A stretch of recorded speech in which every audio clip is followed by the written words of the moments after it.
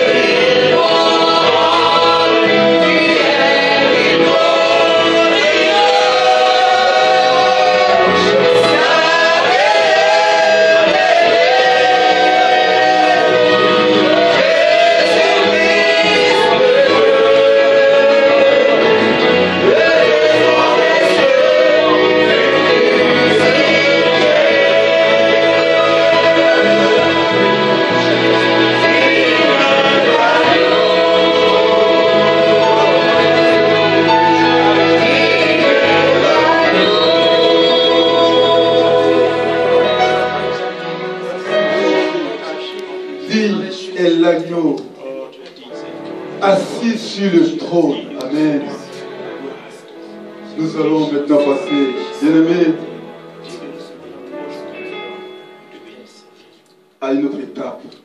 C'est-à-dire des dîmes et offrandes. Amen. Gloire à Jésus.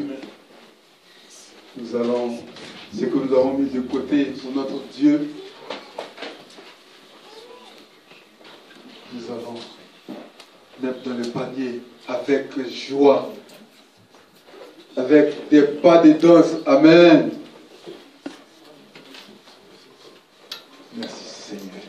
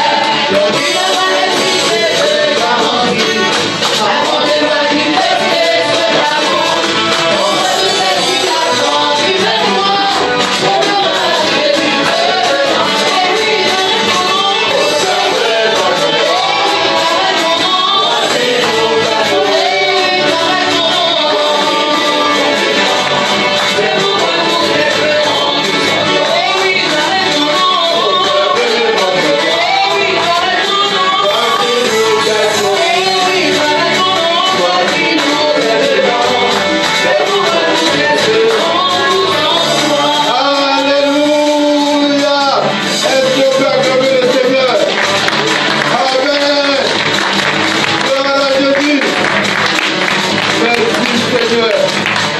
Alléluia. Bien-aimés, ayez une pensée. Ayons une pensée particulière envers maman Sarah et ses enfants. Au moins une fois par semaine. C'est pas facile. Chanter, c'est pas facile. Amen. Surtout pour la gloire de Dieu. Amen. Et avoir des enfants disposés, disponibles comme ça pour faire l'œuvre de Dieu. Nous sommes tous passés par là. Jeûne, c'est difficile. Amen. Donc prions aussi pour cette famille. Amen. Amen. Que Dieu vous bénisse. Les frères, que Dieu vous bénisse. Amen. Amen. Je vais laisser Maman Gémi qui me regarde. Amen. De prier pour les offrandes et dîmes. Et nous allons dire Amen à sa prière. Amen. Amen. Est-ce que le peuple de Dieu est présent ce matin? Amen. Est-ce que tu es dans la joie ce matin? Amen. Ne soyons pas tristes. Amen. Amen. Tu ne peux pas changer ta situation. Le problème, tu ne peux rien. Donc quand tu es dans la présence du Seigneur, sois dans la joie. Amen. Il n'y a rien à faire. Sois dans la joie. Amen. Amen. Sans plus tarder, il est 11h. Nous allons passer au message.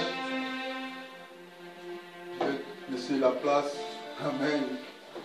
Ah, grâce et quand même maintenant, je laisse la place au frère et chargé de nous apporter la parole du Seigneur. Sous vos applaudissements. Amen. Alléluia. Amen. Amen. Que Dieu nous bénisse. Amen. Amen. Nous allons donc passer à l'écoute de la parole de Dieu.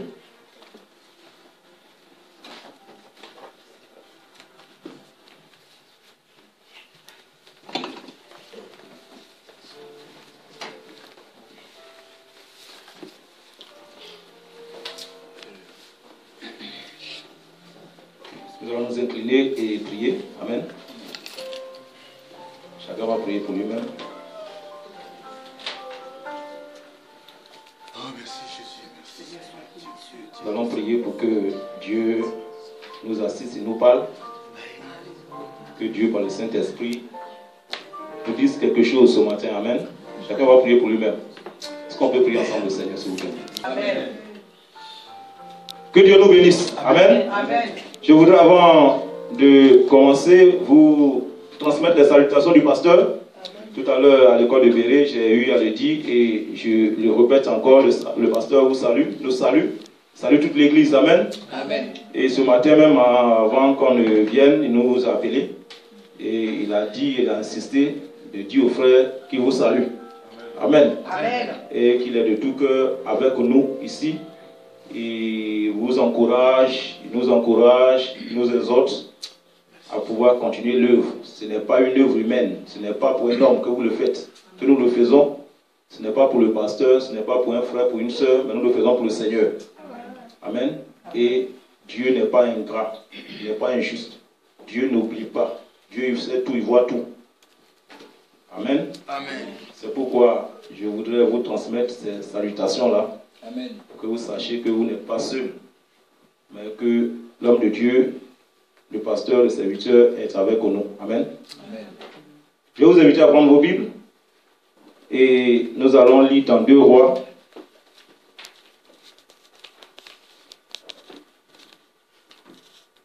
Le chapitre 6.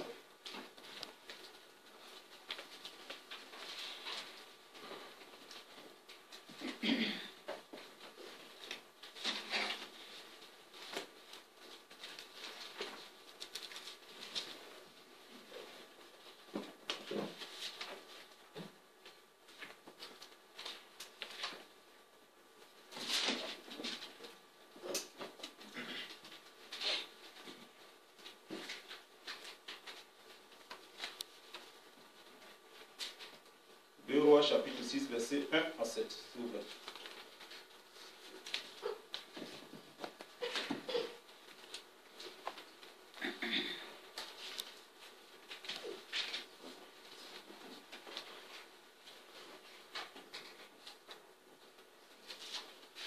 Si vous avez trouvé, je fais la lecture. Amen. Amen. Le fils des prophètes dit à Élisée, voici le lieu où nous sommes assis devant toi est trop étroit pour nous. allons jusqu'au Jourdain, nous prendrons là chacun une poutre, et nous y ferons un lieu d'habitation. Élisée répondit, allez. Et l'un d'eux dit, consens à venir avec tes serviteurs. Il répondit, j'irai. Il partit donc avec eux. Arrivé au Jourdain, il coupait du bois. Et comme l'un d'eux abattait une poutre, le fer tomba dans l'eau.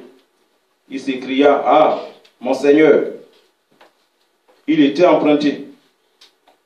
L'homme de Dieu dit, où est-il tombé? Et il lui montra la place. Alors Élisée coupa un morceau de bois, le jeta à la même place et fit surnager le fer. Puis il dit, enlève-le. Et il avança la main et le prit. Amen. Amen. Amen. Voilà, c'est dans ce passage que nous voulons tirer notre exhortation ce matin. Et ce texte, souvent, est pris pour parler de croissance, pour parler de l'élargissement, amen, dans l'œuvre de Dieu. Ce matin, je voudrais, au travers de ce texte-là, attirer notre attention sur l'engagement que chacun peut prendre pour servir Dieu correctement. Amen. Amen. Et le terme que j'ai donné, c'est l'audace chrétienne. L'audace chrétienne. Alléluia. L'audace chrétienne. Alors, concernant le contexte de ce livre-là et le contexte du passage que nous avons lu, nous pouvons retenir que le deuxième livre des rois fait suite au premier. Et ce livre raconte la vie des monarques des royaumes de Juda et d'Israël. Il insiste surtout sur le fait que la prospérité, la sécurité, la bénédiction et le sort du peuple de Dieu sont très liés à l'attitude de ses dirigeants et des rois, l'attitude de ces personnes-là envers l'Éternel. C'est-à-dire que le devenir du peuple, lorsque nous lisons dans l'Ancien Testament, très souvent est fonction de celui qui dirige, celui qui a la tête, celui qui conduit le peuple. Nous pouvons voir que l'apostasie d'un leader de ce peuple peut entraîner sa destruction et même sa déportation. Au travers de ce livre, on découvre qu'on n'est pas roi pour soi. Alléluia. Amen. En effet, le bonheur ou le malheur du peuple dépend de la relation qu'entretient le responsable avec l'Éternel, le Dieu d'Israël.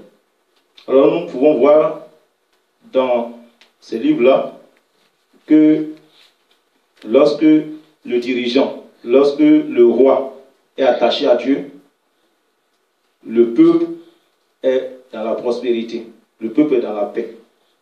Mais lorsque le dirigeant se détourne de Dieu, c'est la catastrophe pour tout le peuple.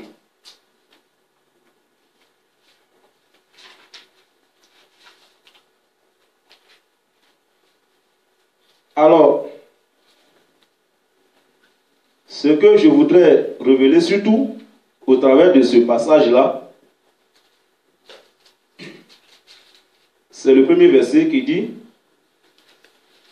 voici le lieu où nous sommes assis devant toi est trop étroit pour nous.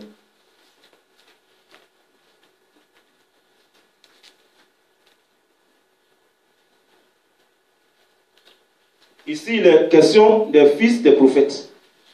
On pourrait dire, lorsqu'on parle de ce texte-là, qu'il s'agit d'agrandissement d'un espace, d'un lieu où ces hommes, qu'on pourrait appeler des élèves, se tenaient devant un maître pour recevoir un enseignement. Et ils ont constaté que le lieu était étroit. Alléluia. Amen. Et nous, en tant qu'enfants de Dieu, en tant que chrétiens, en tant qu'hommes, en tant qu'êtres humains, quelquefois il nous arrive de constater aussi que nous sommes à l'étroit, là où nous trouvons notre vie, notre marche, notre travail, la situation que nous vivons, nous pouvons ressentir que nous sommes à l'étroit. C'est un constat qui a été fait. Et quelquefois aussi, il est bon de faire ce constat en tant qu'enfant de Dieu.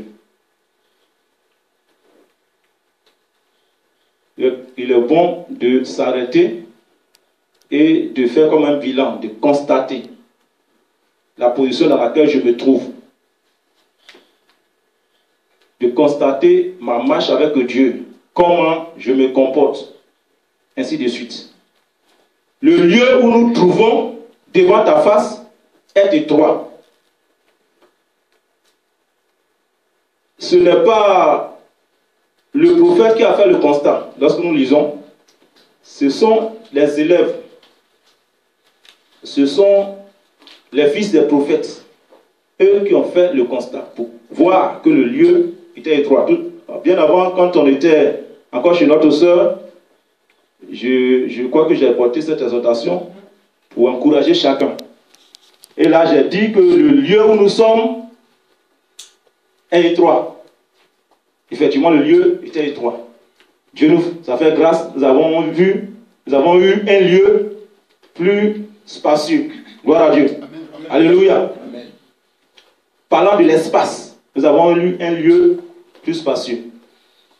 Mais encore dans ce lieu où nous sommes, nous pouvons penser, nous pouvons dire que le lieu est étroit. Non pas dans le sens d'espace, mais maintenant dans le sens de l'œuvre. Alléluia. Amen. Dans le sens de l'œuvre, dans le sens de la mission, dans le sens du travail que nous faisons pour Dieu. Le lieu dans lequel nous sommes est étroit. Alléluia. Pour dire que chacun doit constater qu'il y a un manque. Les fils des prophètes ont constaté que le lieu est étroit, se sont levés alors pour agrandir le lieu. Le lieu dans lequel nous sommes étroits, peut être étroit, dans la mesure où, pour que les choses soient correctes, il faut que nous puissions apporter chacun ou collectivement certaines choses qui manquent et qui empêchent que l'œuvre puisse se faire correctement. C'est dans ce sens-là que je veux aller ce matin. Mais bien avant, bien aimé, individuellement, chacun doit réaliser que là où il se trouve peut être étroit. Et la Bible dit que la voie qui mène à la vie, le chemin qui conduit à Dieu, cette voie-là, elle est étroite. Amen. Mais spacieux et large est le chemin qui mène à la perdition. Et c'est cette voie-là que plusieurs empruntent. Et aujourd'hui, quand on parle de l'étroitesse de ce chemin, cela doit nous concerner en premier plan. Parce que si nous voulons avoir la vie et la vie éternelle, c'est cette voie étroite-là que nous devons emprunter. Cette voie étroite. La Bible dit le chemin est étroit. Il est difficile. Dans d'autres versions, elle dit qu'il est rocailleux. Il y a des épines. Il y a des difficultés. Il y a des choses qui peuvent faire mal. C'est ce chemin que chacun de nous doit emprunter. C'est ce chemin qui conduit à la vie. Mais le chemin qui est spacieux, le chemin qui est large, bien aimé, il peut nous paraître un chemin qui est bien accueillant, un chemin qui nous donne beaucoup de largesse, un chemin qui nous permet d'être à l'aise, qui nous permet de faire ce qu'on veut, mais ce chemin, nous devons le savoir, qui doit nous conduire à la mort. Amen. Amen. Nous allons lire d'abord Matthieu chapitre 7.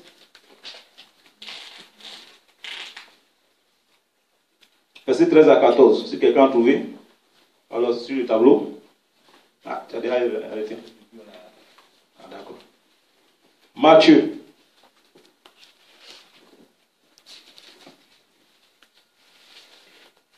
Matthieu chapitre 7.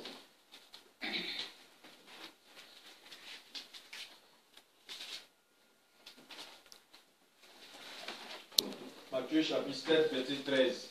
Oui. Entrez par la porte étroite, en effet, large est la porte, spacieux le chemin menant à la perdition, et il y en a beaucoup qui entrent par là. Mais étroite est la porte, resserrée, le chemin menant à la vie, il y en a peu qui les trouvent. Alléluia. Amen. Le chemin qui mène à la vie, la Bible dit qu'elle est étroite et peu tout ce chemin. Amen. Amen. Par contre, le chemin que tout le monde emprunte, ce chemin, il est spacieux. On allait dire un boulevard. C'est le périph'. Amen. Amen. Et ce chemin, il donne la liberté. Il donne la possibilité à chacun de faire ce qu'il veut. Il donne l'occasion à chacun de vivre comme il veut. Alléluia. Je voudrais qu'il reprenne encore. Prêt? Reprends s'il te plaît. Entrez par la porte étroite.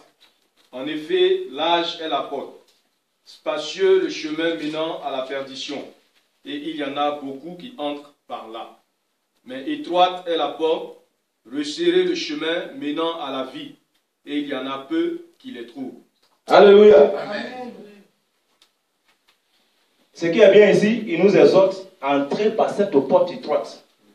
C'est-à-dire la porte où c'est difficile de pouvoir passer, la Bible nous exhorte de rentrer par là. C'est par là qu'il y a la vie. Amen. Amen.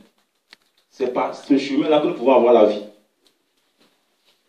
Mais le chemin qui donne grand accès, où tout le monde passe, ce chemin peut nous tenter.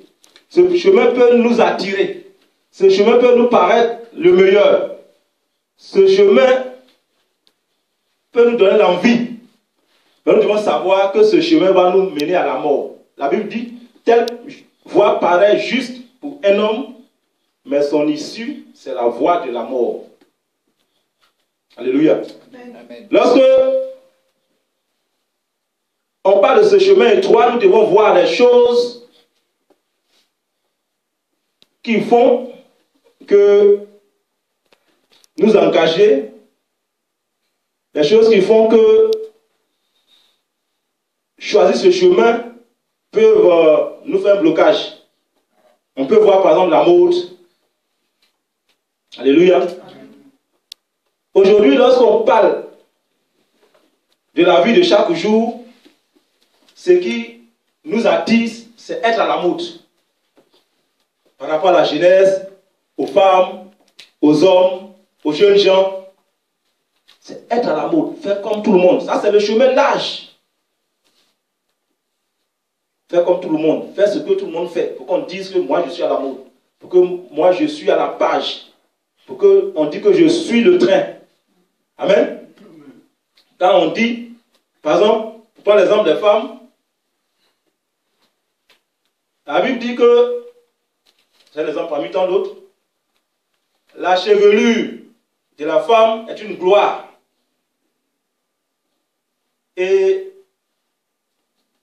aujourd'hui, pour être à la mode, la plupart des femmes sont tentées de couper les cheveux, de se raser comme les hommes. Ça, c'est ce qui est à la mode. Amen. Parce que je veux faire comme l'autre. Mais la Bible dit, si tu veux avoir la vie, il faut emprunter le chemin qui est étroit. Ce chemin-là, si tu l'empruntes, tu vas avoir des difficultés, ça c'est sûr. On va dire que tu n'es pas à la mode, que tu n'es pas bien, que tu es... Bon, je n'ose pas dire certains termes. Voilà. Mais si tu veux que tu sois accepté, il faut que tu empruntes l'autre chemin. Et plusieurs viennent à l'église, mais ils sont toujours dans l'autre chemin. Amen. Amen. Les jeunes gens. Pour qu'on puisse m'admettre dans mon milieu, dans le cercle des jeunes, il y a certaines choses qu'il faut faire. Et parce que je veux plaire à ce cercle-là, je m'adonne à ces choses. Mais la Bible dit que le chemin que je dois emprunter est étroit, c'est difficile. Si tu veux plaire à Dieu, bien aimé, il faut que tu arrives à abandonner le chemin étroit. Le chemin large, excusez-moi. On peut te dire que tu n'es pas à la mode. Ce n'est pas ça qui est grave. Ça, c'est ce que les hommes disent. Les gens de ta génération disent. C'est ce que tes copains, tes copines disent. Mais c'est ce que Dieu dit qui demeure. Amen. C'est ce qui est pris en compte. Parce que celui qui donne la note, ce n'est pas tes copains, tes copines, ce n'est pas le monde. C'est Dieu lui-même. Il te dit que la voie que tu as empruntée, elle va te conduire à la mort. Reviens plutôt dans la voie étroite. Empruntez la voie étroite. Amen. Amen. Donc les jeunes gens sont obligés de faire comme les autres. Parce qu'ils vont en boîte de nuit, il faut que j'y aille aussi. Parce qu'ils prennent la drogue, il faut que moi aussi je prenne la drogue pour qu'on dise que je suis à la mode. Parce que tous mes camarades fument. Moi aussi il faut que je fume. Pour leur plaire. On voit des jeunes gens qui viennent, mais d'autres qui sortent de l'église, ils se cachent pour fumer, pour se droguer, pour faire ce que les autres font, comme eux. Amen. Amen. Alors que nous sommes des enfants de Dieu. Bien aimé, ce n'est pas, c'est une position que nous devons afficher, que nous devons démontrer, que nous devons faire savoir au monde. Il n'est pas question de plaire au monde, non. Si je suis convaincu que j'ai été sauvé, que j'ai reçu Jésus, il faut que moi j'affirme cela, que je prenne position devant le monde, quitte à le monde dire ce qu'il veut. Alléluia. Amen. 1 Corinthiens chapitre 6, verset 15. Si je ne me trompe pas, je vais demander à quelqu'un de lire.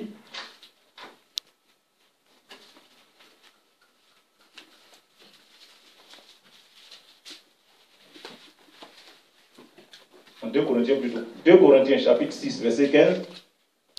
Quelqu'un d'ouvert 2 Corinthiens.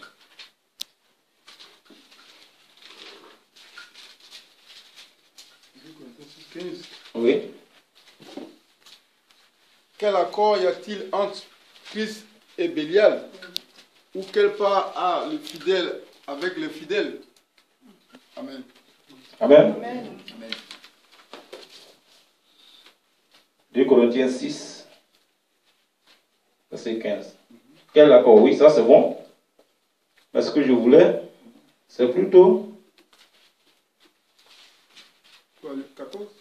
Non, c'est 1 Corinthiens. Je reviens en arrière. Il a dit, suivez-moi.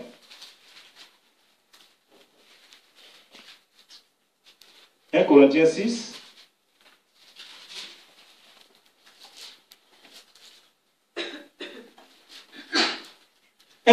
verset 15, il a dit, vous ne savez-vous pas que votre corps sont membres de Christ? Prendrai-je donc les membres de Christ pour en faire les membres d'une prostituée? Loin de là. Alléluia. Amen. Ton corps est membre de Christ. Il a aussi dit que nous sommes le temple du Saint-Esprit. Amen. Amen. Notre corps est précieux pour Dieu et pour nous-mêmes d'ailleurs.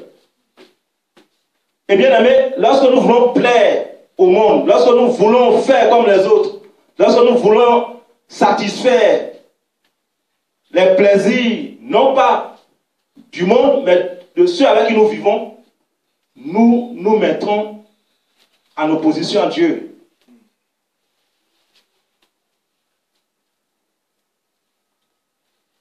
Tout à l'heure, je parlais de la fumée.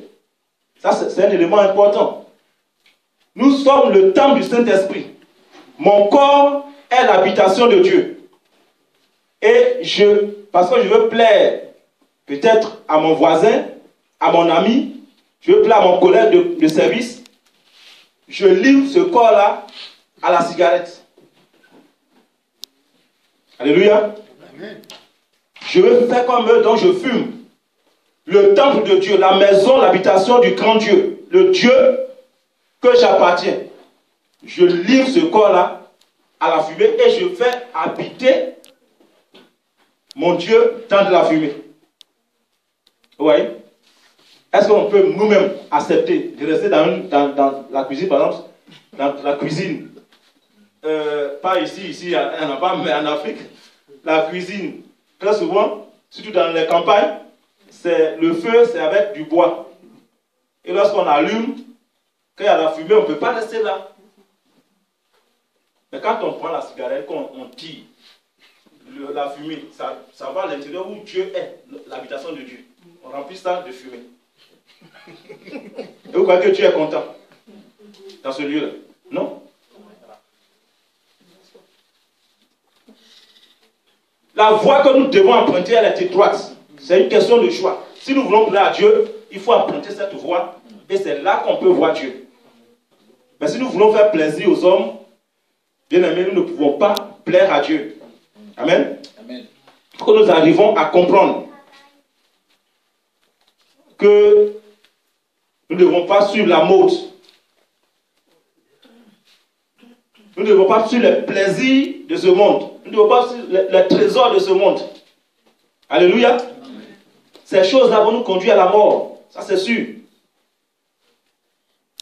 Mais ce que Dieu veut, c'est que nous puissions aller alors à la vie et à la vie éternelle. Amen.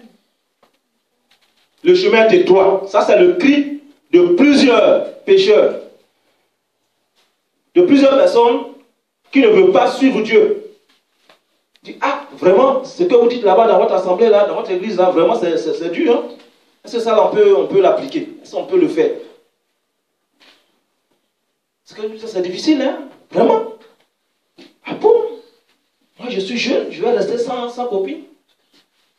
Est-ce que c'est possible? Ah, c'est vraiment difficile. Voilà le cri de plusieurs. Dis, ah ouais, vraiment, toi, vraiment, tu es de l'autre siècle. Et quand on dit ça, vraiment, ça fait que on n'est pas, vraiment, on regrette d'avoir choisi ce chemin-là. Or, la Bible nous prévient déjà que ce chemin, il est étroit, c'est difficile. Mais son issue, c'est la vie. Ce qui est important, c'est la fin. La vie que tu vas avoir là. Si tu veux avoir la vie, c'est ce chemin que tu dois emprunter. Tu dois abandonner la voie large que tu as choisie. La voie pour le plaisir. La voie pour les trésors. Amen. Amen. Il faut que tu abandonnes cette voie. C'est impératif. Tu ne peux pas avoir la vie lorsque tu veux avoir les trésors par le PMU, par les jeux du hasard.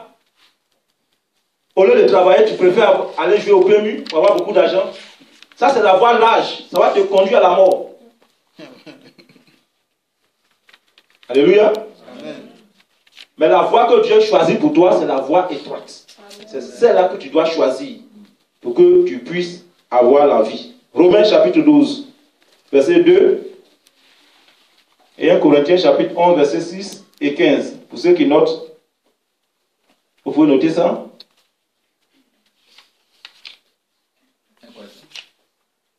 1 Corinthiens 11, verset 6 et 15. Je vais lire 1 Corinthiens 11, verset 6 et 15.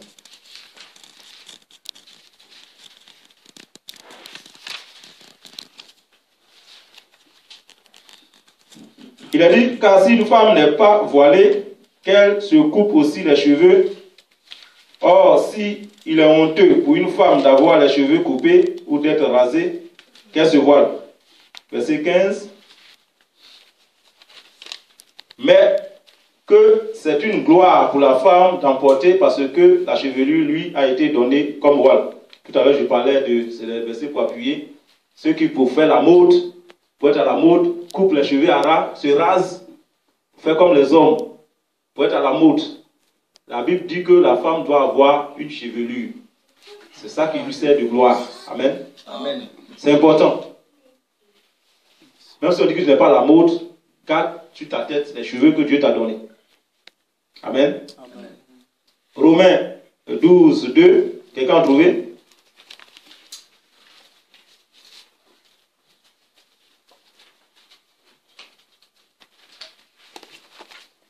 Ne vous conformez pas au siècle présent, mais soyez transformés par le renouvellement de l'intelligence, afin que vous discerniez quelle est la volonté de Dieu, ce qui est bon, agréable et parfait.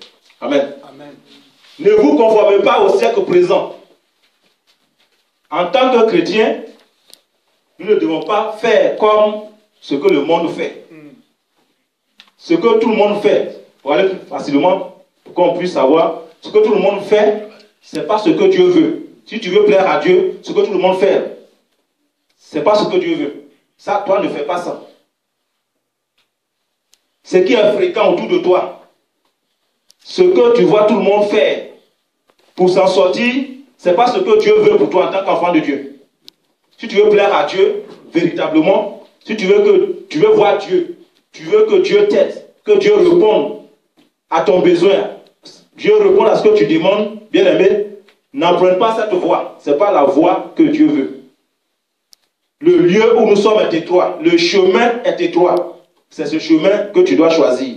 Si tu veux voir Dieu à l'œuvre, si tu veux voir la gloire de Dieu, si tu veux voir la main de Dieu, choisis le chemin étroit. C'est vrai, ce chemin étroit, il y a des difficultés, mais c'est là que se trouve Dieu. Alléluia. Amen. C'est là que se trouve Dieu.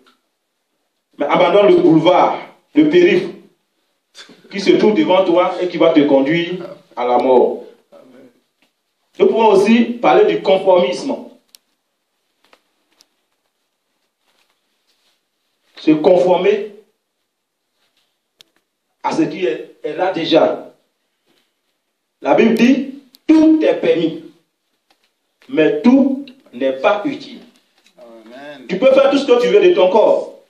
Tu peux faire tout ce que tu veux de ta vie. Tu peux faire tout ce que tu veux de tes biens. Tu peux faire tout ce que tu veux, même du talent que Dieu t'a donné. Tu peux prendre ce talent de venir adorer Dieu avec, aller le monnayer dans le monde, pendant les heures de culte et autres. Mais tout n'est pas utile. Alléluia. Amen. Tu es libre de faire. Dieu ne va pas dire non, parce que tu es enfant de Dieu. Il va dire non, ne fais pas. Le Saint-Esprit va t'interpeller. Mais tu es libre. Personne ne va venir, il va dire, qu'est-ce que tu fais là? Arrête. L'Esprit de Dieu t'interpelle. Lorsque tu prends ta cigarette, tu allumes et que tu commences à fumer, que ce que tu fais, ce n'est pas bon. Mais il ne va pas venir attraper ta main pour arrêter pour ne pas que tu mettes dans ta bouche. Ça, c'est impossible.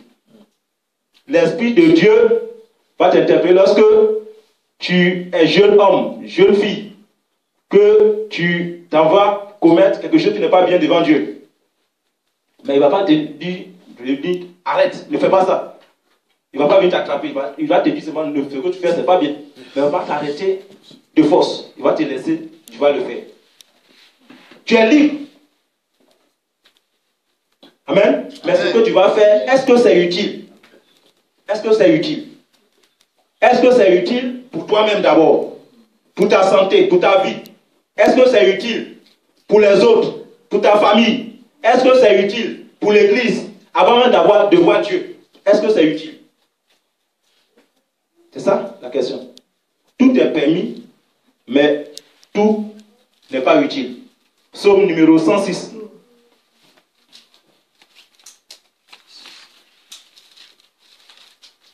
Verset 15. Quelqu'un trouve, va lire. Psaume numéro 106, verset 15. Frère Kevin, s'il te plaît. Psaume 106. Verset 15.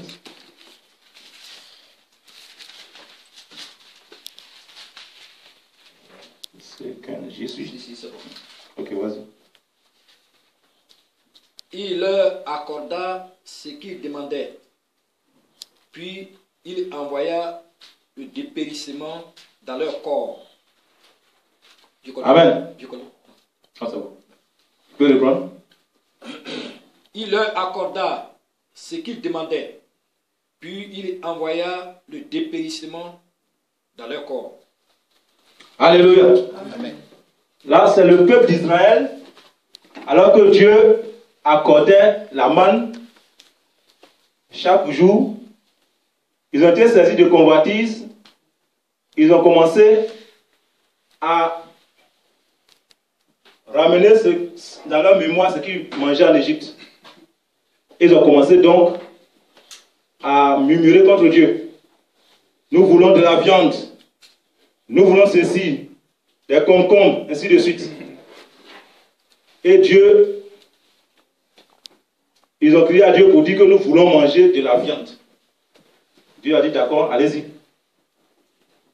La Bible dit qu'ils en ont mangé tellement, et Dieu a infecté cette viande-là. Cette viande est devenue pour eux un sujet de mort. Oui. Tu vas vouloir faire, Dieu ne va pas te dire non. Il va t'interpeller par le Saint-Esprit, tu vas faire, mais il y a des conséquences. Amen. Amen. Il y a des conséquences. Le péché, Dieu pardonne. Ça, Dieu pardonne. Mais il y a des conséquences du péché. Il y a quelque chose qui va venir après. Quand Dieu va te pardonner, ces choses-là, ça ne peut pas disparaître. C'est-à-dire là, tu vas traîner ça toute ta vie. Et tu vas regretter toute ta vie. Parce qu'un jour, tu as posé un acte. Amen. Amen. Le chemin qui mène à la personne, il est vaste, il est large. Et il est spacieux. Il n'y a pas de barrière. Là, il n'y a pas de panneau stop. Il n'y a pas de code. Il n'y a pas de limitation de vitesse. Tu peux aller à 600 à l'heure. Comme tu veux. Mais sache, non seulement tu vas à la mort, si tu as même échappé à la mort, il y a des conséquences que tu vas payer. Amen. Amen. Et ces conséquences, c'est à vie. Alléluia. Amen. Amen. Je me rappelle toujours, ce n'est pas un sujet de joie, c'est triste, mais bon, un témoignage. Cette personne, quelqu'un de bien dans le Seigneur, qui a traversé quelques moments de difficulté, et pendant ce moment-là, qui s'est relâché un peu, pour quelque temps, retourné dans le monde. Une sœur, et pendant ce petit bout de temps, où elle est retournée dans le monde, et qu'elle s'est ressaisie, quand elle est revenue, elle a contracté une maladie. Une maladie incurable. Qu'elle traîne maintenant tout le temps. Dieu merci. La maladie incurable, mais maintenant les gens ont trouvé des médicaments qui permettent de vivre avec la maladie. Et la maladie